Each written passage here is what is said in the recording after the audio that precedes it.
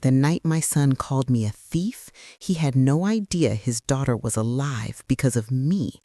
He stood there, his face twisted in a righteous fury, accusing me of stealing the money for his child's heart surgery. He didn't know the real thief was the woman standing beside him, whispering poison in his ear. He threw me out into the freezing cold with nothing but the clothes on my back. My name is Clara, and this is the story of how my son's perfect wife orchestrated the perfect crime, and how a mother's love became the perfect revenge. Just a few months ago, my life was simple. I was a retired nurse, a widow, living in the small, cozy house my late husband, Arthur, and I had built with our own hands. My days were filled with simple joys, tending to my garden, baking cookies for the neighbors, and waiting for the sound of my son's car pulling into the driveway. My son, Leo, was my entire world. He was the child Arthur and I had adopted when we couldn't have one of our own, but the word adopted never felt right. From the moment I held him, he was simply mine. He was my heart, living and breathing outside my own body. After his first wife passed away, leaving him with a beautiful 5-year-old daughter, Lily, my world shrank to just the two of them. Lily was a bright little spark of joy with Arthur's kind eyes and a laugh that could chase away any shadow. But when Leo met Serafina, a new light came into his life. She was beautiful, charming, and seemed to adore Leo and Lily completely. She treated Lily not as a stepdaughter, but as her very own child. Our small family finally felt whole again. But a mother knows. A nurse learns to see beyond the surface, to notice the tiny signs that something isn't right. Behind Serafina's warm, perfect smile, her eyes were often cold, calculating. There was a sixth sense, a quiet alarm bell that rang in my soul whenever she was near. She would hold Lily's hand for a picture, but her grip seemed a little too tight. She would tell Leo she loved him, but her words felt rehearsed, like lines from a play. For Leo's happiness, I buried my doubts. I told myself I was just being a protective mother, seeing shadows where there was only light. Soon after they married, the problems started. Serafina came to Leo with tearful stories about massive debts left by her family, threatening their future. She was a masterful actress. She would weep in Leo's arms, talking about her shame and fear. And my son, blinded by love and a desire to protect his new wife, did what any good man would do. He promised to fix it. He started by selling off parts of his successful construction business. Then he sold the rental properties he had worked so hard to acquire. I watched in silent pain as everything my son had built, piece by piece, was sold off to pay for a past that wasn't his. The day came when there was nothing left to sell but our memories. Serafina came to me with Leo, her eyes red and swollen from crying. She explained that there was one final massive debt that, if not paid, would ruin them completely. The only asset left was my house, the home where I raised my son, where every corner held a memory of my dear Arthur. Leo looked at me, his face filled with shame and desperation. "Mom," he whispered, "we have nowhere else to turn." Serafina planned to sell the house, pay the debt, and then we would all move into a smaller place together. My heart broke, but for my son, I would do anything. I agreed to sell, but with one non-negotiable condition. I wrote into the sales contract that I would have the right to live in my home for the rest of my life, paying a fair rent to the new owner. It was the only way I could stomach letting go of the home Arthur and I had poured our souls into. A few weeks later, the house was sold. The money was gone. I became a tenant in my own life. Unaware that the new, anonymous owner was the very man my daughter-in-law was secretly planning to build a new life with, I had no idea that the perfect lie had only just begun. The news came on a Tuesday, a day as gray and unforgiving as the doctor's face. Lily's heart was weaker than they thought. The doctors couldn't wait any longer. She needed the surgery within the month, or she wouldn't make it to her 6th birthday. The cost was a number so large, it felt like a mountain I could never hope to climb. $200,000. The words echoed in the small hospital room, stealing all the air, all the hope, and leaving only a suffocating silence. Leo completely fell apart. He was a good man, a proud man who had always provided for his family, but now, after Serafina's debts had drained him of everything, he had nothing left.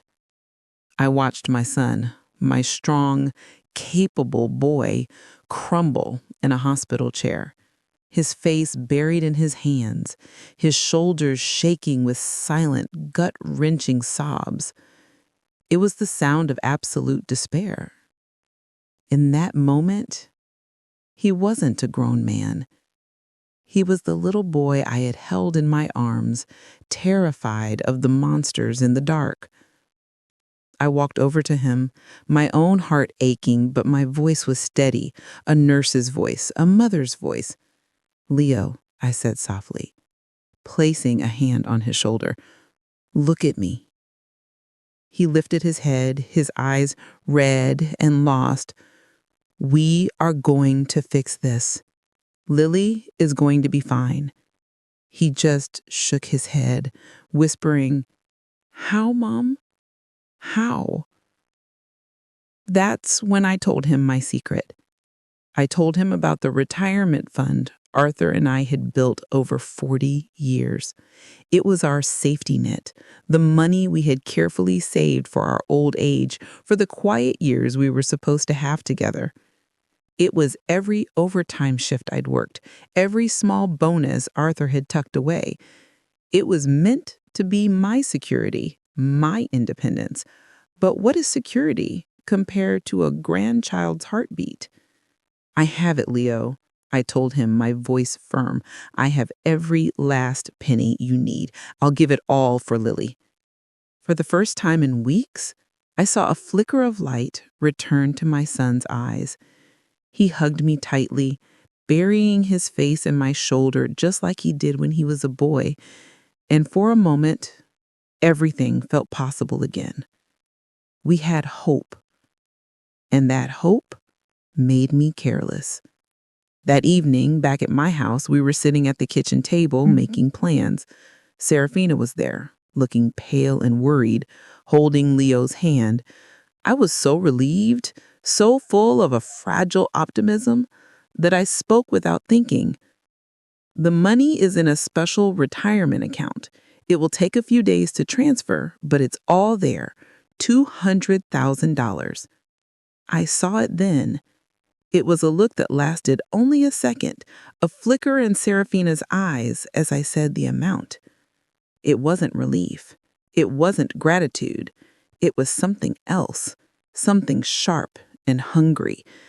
At the time, I dismissed it as stress. Now I know it was the look of a predator spotting its prey. A few days later, Serafina came to visit me alone. Leo was at the hospital with Lily. She brought me flowers and a warm smile, asking how I was holding up. She was the perfect caring daughter-in-law. Then she casually brought up the money. "I was just wondering, Clara," she said, her voice sweet as honey. "When will the funds be ready? The hospital is already asking for a deposit." I felt that old familiar warning bell in my spirit. I didn't want to hand over my life savings to her. I wanted to give it to my son, for my granddaughter. So I put her off gently. "I'll give the account details directly to Leo as soon as the hospital gives us the final surgery date. It's better that way." Her smile didn't fade, but her eyes tightened just a little. She changed the subject quickly, asking about my health and my medication. "Are you remembering to take your blood pressure pills every night, Clara? You must be under so much stress." It seemed so caring, I, suspecting nothing, showed her the small bottle of pills I kept on my nightstand. The trap was being set, and I was helping her build it. When she left, she gave me a long, tight hug. It wasn't a hug of comfort. It felt cold, deliberate. It felt like she was measuring a coffin. The night it happened, I remember feeling unusually tired. I followed my simple evening routine, a cup of chamomile tea, a chapter of my book, and then my single blue pill for my blood pressure. But that night, the sleep that came was different. It wasn't the gentle drifting off I was used to. It was a heavy, suffocating blanket that pulled me down into a darkness so deep it felt like a rehearsal for death. I didn't starve, didn't dream. The world outside my window could have burned to the ground, and I would have slept right through it. The next morning, I woke up feeling groggy and confused, a dull fog clouding my mind. It was nearly noon. I had never slept so late in my life. As I was trying to clear my head with a cup of coffee, the phone rang. It was the hospital. "Mrs. Vance," a cheerful voice said, "we have an opening for Lily's surgery this Friday. We'll need the deposit wired by tomorrow to secure the spot." A wave of relief washed over me. The day was finally here. I called Leo immediately. "It's happening, sweetheart," I said, my voice bright with excitement. "Come over with Serafina. We'll get the money and go straight to the bank." They arrived an hour later. Leo looked pale with a mixture of fear and hope. Serafina was strangely quiet, her eyes darting around the room. "The safe is in Arthur's old study," I told them, leading the way. The safe was hidden behind a false wall panel, a secret only Arthur, Leo, and I knew.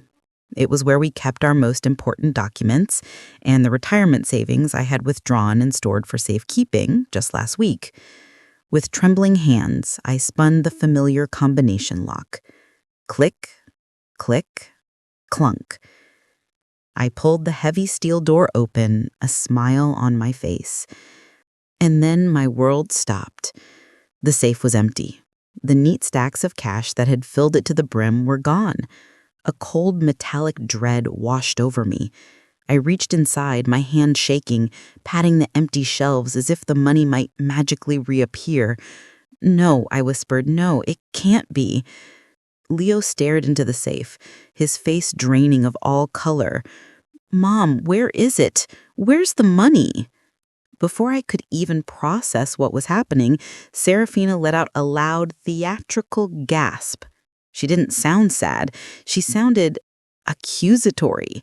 She burst into tears, but they weren't tears of grief. They were tears of performance. "Oh, Clara," she cried, clutching Leo's arm. "You said you were worried. Did you move it somewhere else? Did you decide it was too risky to keep it here?" I stared at her, stunned into silence. Her words were carefully chosen, each one a drop of poison in Leo's already panicked mind. "What? No, I didn't move it," I stammered, my mind racing. "Someone must have stolen it. We have to call the police." "Stolen it?" she said, her voice rising. "Clara, nobody else knew about this safe. Who could have possibly stolen it?" She turned to Leo, her face a mask of heartbroken betrayal. "She never wanted to give it to us, Leo." She sobbed. "I told you she was hesitating. She was just buying time, hoping we'd find another way." The scene escalated with terrifying speed. Leo, his mind fracturing under the weight of his daughter's life hanging in the balance, turned on me. "Mom, what did you do with the money?" he demanded, his voice shaking with a rage I had never heard before. "Nothing. Leo, I swear, it was here." My frantic denials, my genuine confusion, only made me look guiltier in their eyes. Every word I said was twisted and used against me. "She's lying," Serafina screamed, pushing him over the edge. "She was never going to give it up, Leo. She cares more about her money than her own granddaughter." That was the line that broke him. My son, the boy I had raised, looked at me with eyes filled with pure hatred. "How could you?" he roared, his face just inches from mine. "How could you be so selfish? Lily is dying, and you're playing games with her life." The argument was a blur of accusations and my desperate, unheard pleas. Blinded by fear and expertly manipulated by the woman at his side, he grabbed my arm, his grip like iron. "You are not my mother," he snarled, the words cutting deeper than any knife. He dragged me to the front door and pushed me outside. The shock of the freezing winter air hit me like a physical blow. It had started to snow, thick, heavy flakes falling from a gray sky. He threw my coat on the porch steps. "Get out," he said, the voice cold and final. Get out of my life. The door slammed shut. The lock clicked. And just like that, I was standing alone in the snow. The warmth of my own home just feet away, but a million miles out of reach. I was no longer a mother. I was a thief. The first few seconds after the door slammed were a strange, silent void. The world seemed to hold its breath. My mind refused to accept what had just happened. This had to be a nightmare, a cruel, vivid dream I would wake from at any moment. But the biting wind that whipped at my face was real. The icy snowflakes melting on my cheeks, mingling with my tears, were real. My son's hateful words echoing in my head were real. I was 70 years old, and I was homeless. I don't know how long I stood there, frozen on the porch of the house I no longer owned. It could have been minutes or an hour. The shock eventually gave way to a chilling, primal fear. The sun was beginning to set, painting the snow-covered street in shades of gray and blue. I had no phone, no purse, no money, just the clothes on my back and the coat my son had thrown at my feet. My first instinct was to bang on the door, to scream, to beg, but I knew it was useless. The woman inside had won. She had poisoned my son against me so completely that nothing I could say would matter. Shivering, I stumbled down the driveway and began to walk, with no destination in mind. The blizzard grew stronger, the wind howling through the empty streets. Every lighted window I passed was a painful reminder of the warmth and safety I had lost. I saw families inside, gathered around their dinner tables, oblivious to the invisible elderly woman freezing just outside their walls.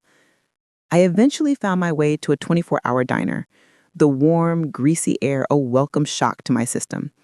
I sat in a booth at the back, nursing a single cup of hot water, trying to stay as long as I could without being noticed.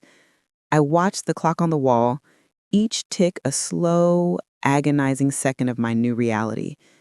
That night, I didn't sleep. I just watched the snowfall, my mind a hollow cavern of grief and disbelief. The next day, the true scale of Serafina's cruel genius became clear. My first stop was the bank, hoping to access the small checking account I had left. The teller looked at me with pity. "I'm so sorry, Mrs. Vance," she said gently. "Your son, Leo, came in this morning. He has the power of attorney over your finances. He's frozen all of your accounts pending an investigation." Frozen. The word hung in the air, cold and final. Serafina hadn't just taken my retirement money. She had cut off every lifeline. Defeated, I walked back to my house, planning to at least speak to the new owner, to explain my situation and beg for a few days of grace on the rent. Taped to my front door was a bright red piece of paper, an official eviction notice. It stated that due to non-payment of rent, my lifetime tenancy contract was now void. I had 24 hours to vacate the premises. It was the final checkmate. Serafina's plan was perfect. She hadn't just made me a thief in my son's eyes. She had used his anger to legally strip me of my last shred of security. That night, I found myself standing in front of the city's homeless shelter. The sign above the door, Hope Haven, felt like a cruel joke. Checking in was the most humbling experience of my life. I was given a thin blanket, a bowl of watery soup, and a number for a cot in a large, noisy room filled with the quiet desperation of strangers. I lay on the lumpy mattress, listening to the sounds of coughing and quiet sobs. The smell of disinfectant thick in the air. I, who had spent my life caring for others, was now a charity case. I had lost my son, my granddaughter, my home, and my name. Despair was a heavy weight, pressing down on my chest, and I wondered if it wouldn't be easier to just let it crush me completely. In that darkest moment, shivering on the shelter cot, a memory surfaced. It came to me like a whisper from another lifetime. It was Arthur, a few years before he passed, pressing a small, ornate key into my palm. It was old, made of brass, with a simple V engraved on it. "For the absolute worst day of your life, my love," he said, his eyes serious but full of love. "It's at the old Vance Merchant Bank downtown.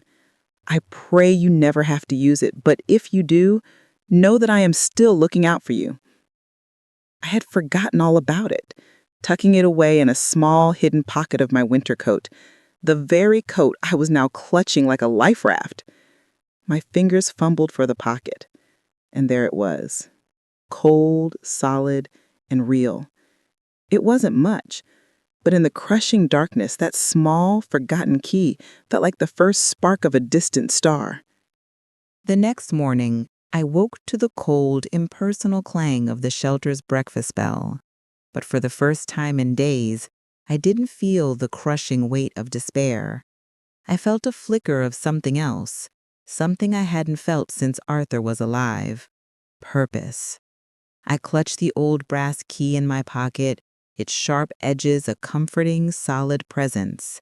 I skipped the watery oatmeal and walked out of the shelter, my steps more determined than they had been since my world fell apart. The Vance Merchant Bank was an old, formidable building downtown, with stone pillars and heavy bronze doors. I hesitated outside, acutely aware of my appearance.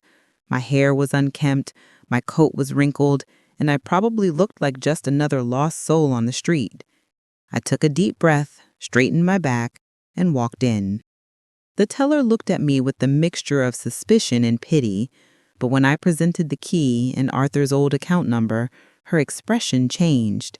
She made a quiet phone call, and a few minutes later, the bank manager himself, a kind-faced man named Mr. Peterson, came out to greet me. "Mrs. Vance," he said warmly, "we've been waiting for you. Arthur made these arrangements a long time ago." He led me down to the vault, the air growing cool and quiet. He used his key, then I used mine, and with a heavy, satisfying thud, a long-forgotten safe deposit box slid open. I expected to see documents, maybe a deed or some old bonds, but the box was filled with neat stacks of cash, and on top of the money was a single sealed envelope with my name on it, written in Arthur's familiar, steady hand. My hands trembled as I opened it. "My dearest Elara, if you are reading this, it means I have failed to protect you from the world, and I am so sorry. But you have never failed to protect our family. I knew there might come a day when kindness would not be enough. This is not a gift, it is a weapon. Use it to fight. I am with you, always. Your loving husband, Arthur." The tears I shed then weren't tears of grief, but of overwhelming love and gratitude. He had seen it.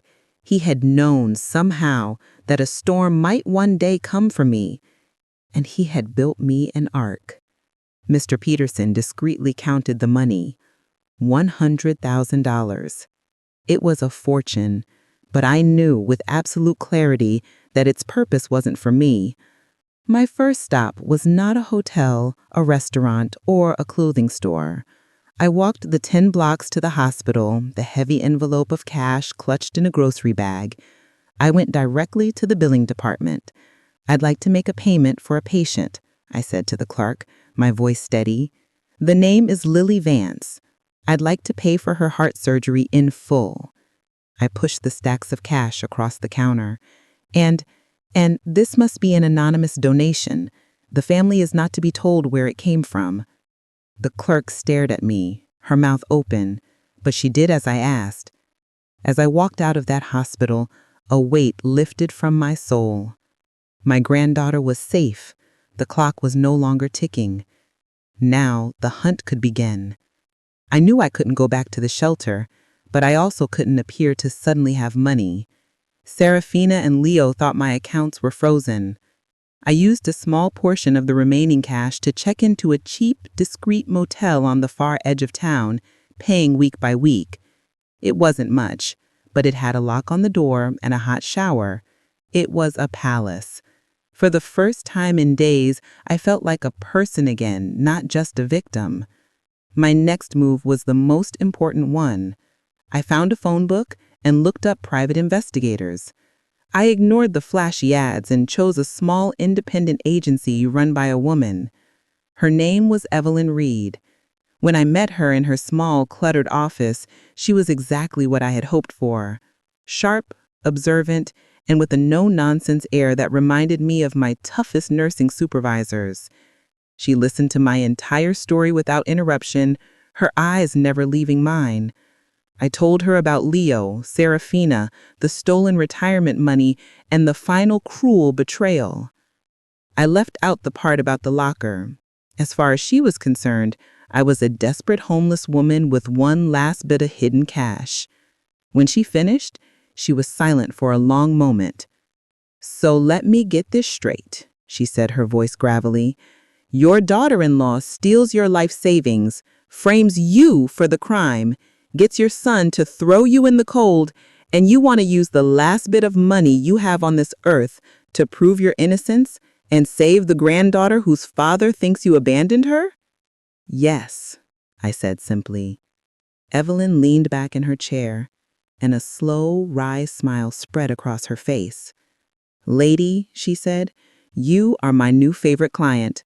Let's go get that witch." The days in that small motel room were the longest of my life. I was a ghost, invisible to the world I once knew. My only connection to my old life was a cheap, prepaid cell phone Evelyn had given me for secure communication. Every morning I would wake up with a jolt of panic, my heart pounding before the grim reality settled in.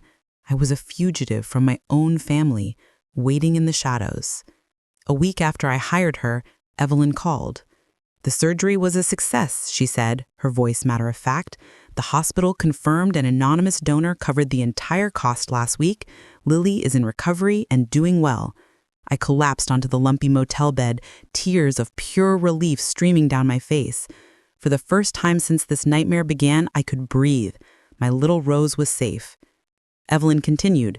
"Leo is telling everyone that Serafina is a hero.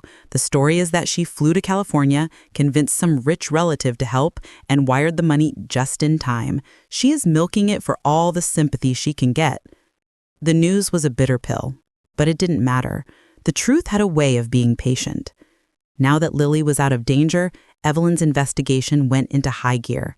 She was a master of the digital world, a place I barely understood. "People like Serafina are arrogant," she explained to me over the phone.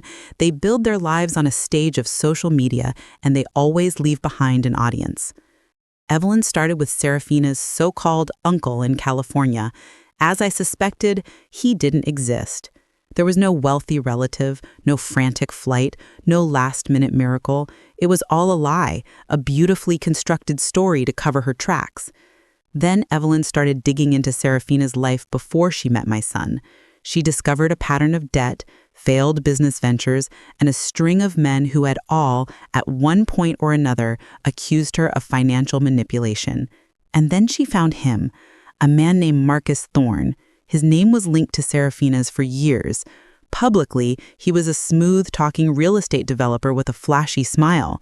Privately, Evelyn discovered he had a history of fraud, specializing in shell companies and predatory loans. He was Serafina's secret lover. The real breakthrough, the smoking gun, came from a place I never would have thought to look. Evelyn, meticulous in her work, canvassed the neighborhood around my old house. Across the street was a small pawn shop with a single, dusty security camera pointed at the street. The footage from the night of the robbery was grainy, distorted by the falling snow. but Evelyn spent hours cleaning it up, frame by agonizing frame. And there it was. At 2:17 a.m., a dark sedan pulled up a few houses down. A man got out, his face obscured by a cap, and walked toward my house. 20 minutes later, he walked back, carrying a heavy-looking duffel bag. It was Marcus Thorne. The footage was just clear enough to get a match. But that wasn't the most damning part. An hour later, the footage showed Serafina, who was supposed to be at the hospital with Leo, getting out of a taxi at the corner. She got into Marcus's car, and they drove off together into the night. She hadn't been at the hospital. She had been waiting, coordinating the theft of my life's savings. The final piece of the puzzle was the financial trail. Evelyn, using a contact in the financial crimes unit, traced all the sales of Leo's properties. Every single one had been sold for a shocking amount below market value, not to a bank or a legitimate buyer, but to a series of anonymous shell companies. And every one of those companies, after a tangled web of transactions, was owned by one man, Marcus Thorne. Serafina hadn't just been paying off fake debts. She and Marcus had been systematically stealing my son's entire life, piece by piece. The total fraud was more than $2 million. Evelyn laid the entire file on the rickety table in my motel room. The photos of Serafina and Marcus together, the bank statement showing the flow of money, and the time-stamped CCTV screenshots. It was all there, concrete, irrefutable proof. As I looked at the evidence of their cold, calculated betrayal, the deep grief I had been carrying inside me for weeks began to change. It crystallized, turning from a fragile, aching sorrow into something hard, cold, and unbreakable. It turned into rage. They hadn't just stolen money. They had tried to steal my name, my son, and my granddaughter's future. They underestimated me. They thought I was just a weak old woman. They were about to find out how wrong they were.